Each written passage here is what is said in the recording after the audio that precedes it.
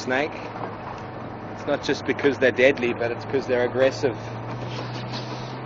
It's a snake that can lift a third of its body off the ground and strike with quite a bit of speed. I've had a tracker sitting on the tracker seat just in the front of the car there.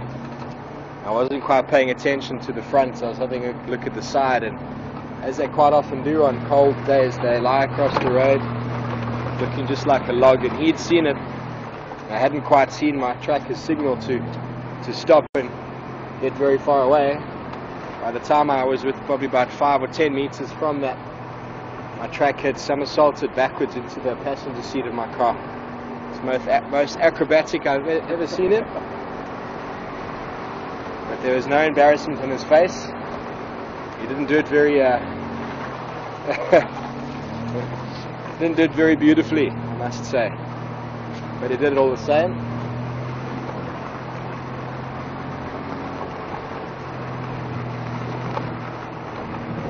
Probably would have got a 5 out of 10 at the Olympic Games.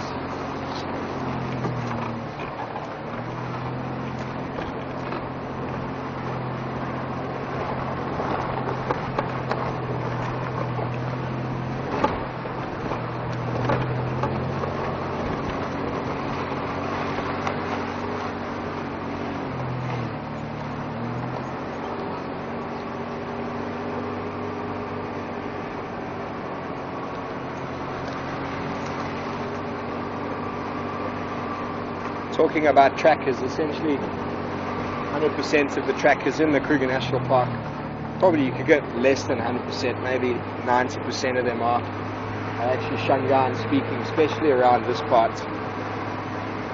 I've been privileged over the last 3 years to spend a lot of time with a couple individuals. I've learned a lot of information about the African bush from people who don't have the same skill sets that I have, but obviously have grown up in a completely different environment. And that's what's brilliant about this place, is that you can bring two people from very different backgrounds together to give a very nice experience, very well-rounded experience.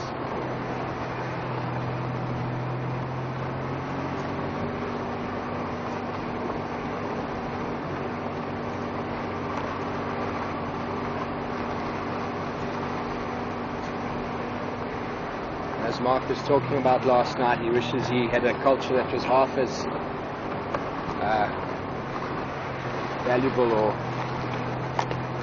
full, should I say, of as the Shangaan culture. They have so many traditions, very family orientated people, large groups of people accumulating, uncles, aunts, singing traditional songs and dancing together. No instigation needed, just absolute joy and enthusiasm on their faces. That's something that I've ever been brought up doing. And if we want to get a few of my friends and myself up to dance and sing the way that they do, it definitely takes a couple pots of brandy. It's for the nerves, you see. These guys have got absolutely no embarrassment. I come from a different stock when it comes to that. Westerners or Europeans tend to be a little bit closed, don't share our emotions with many people around us, which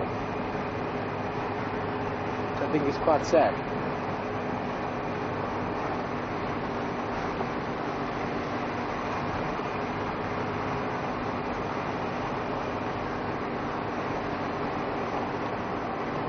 I only really speak for myself, though, coming from sort of British background.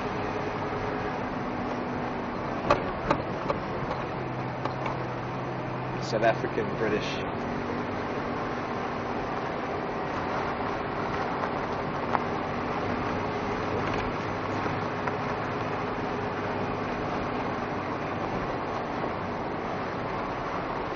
Another thing that happens out here at night is the smells.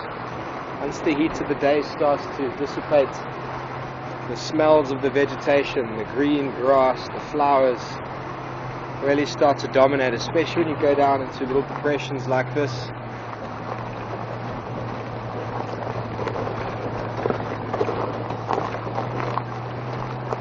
wonderful sensation.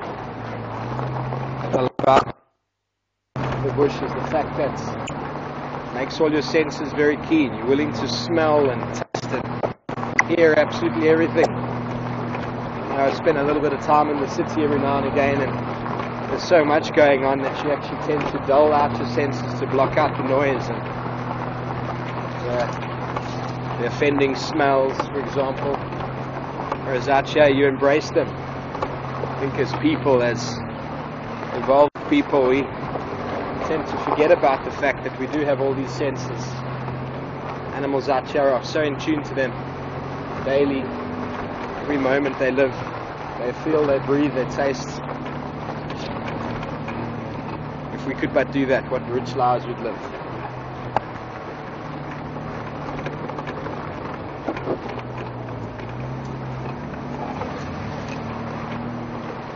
Get up to down here. Check that there, on down road.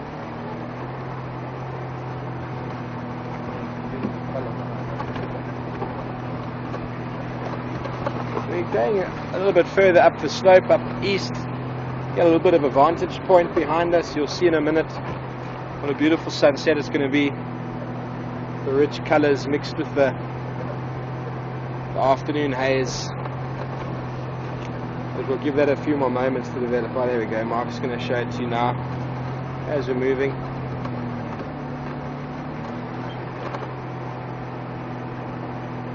Sun is directly behind the mark.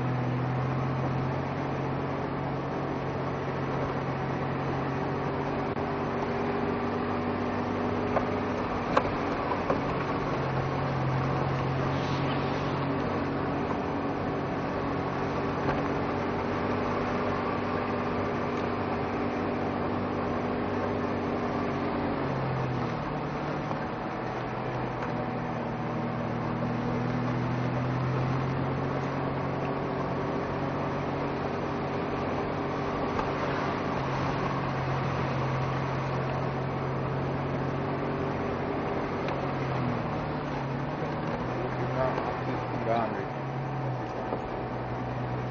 No, this one is ground takes the southern boundary.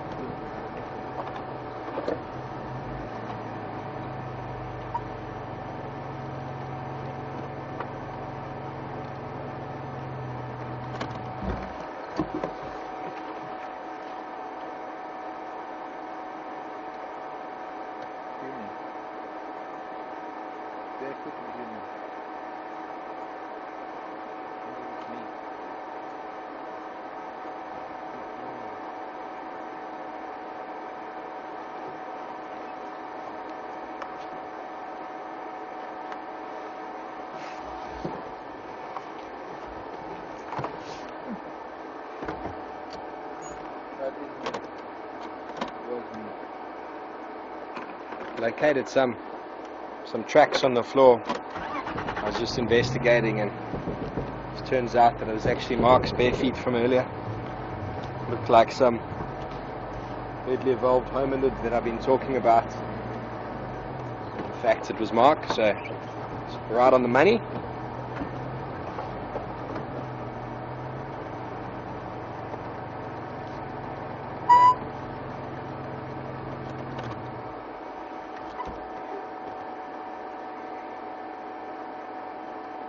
There we go, look at those colours.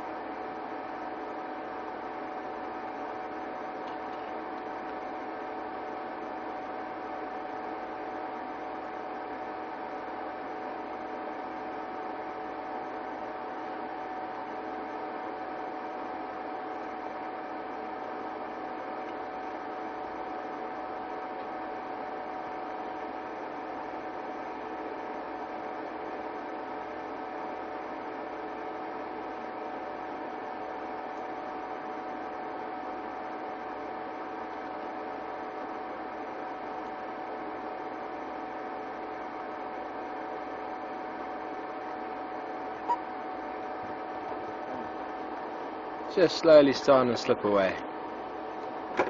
Another day in Africa. Now here we are on the eastern boundary.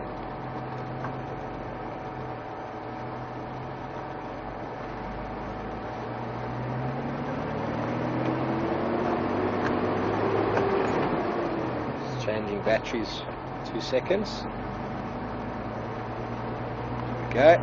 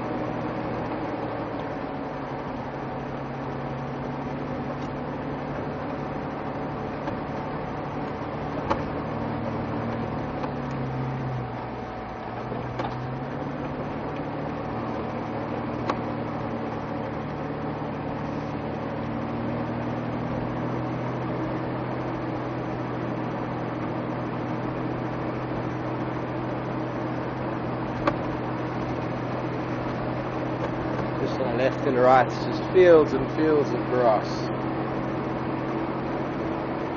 Not the easiest place to spot a small animal. So it'll be quite useful in a short while when the spotlight comes out. Hopefully reflects on the eyes of the animal. It's a lot easier to see. I'm sure you've seen a reflection before, the eyes. If you haven't, good explanation for those who haven't heard it before. Most of your animals here, bar humans, apes, rhino and elephant, most of your birds don't have the adaptation because they haven't had the necessity to see by night. Whereas your other animals, your nocturnal animals or animals that need to be able to see a little bit by night for defense against predators, have developed this special filament on their iris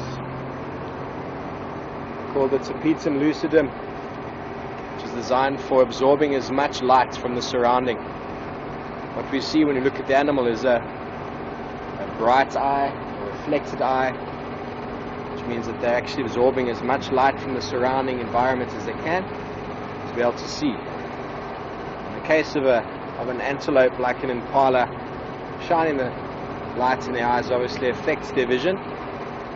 They won't be able to see because they don't have control of their pupil. Whereas in the case of a lion or a leopard, a nocturnal predator, the light doesn't seem to bother them too much because their pupil is able to dilate completely, contract completely in accordance with the amount of light available, making them super nocturnal predators. That is essentially why most of your game drives conducted throughout Africa occur in the early morning.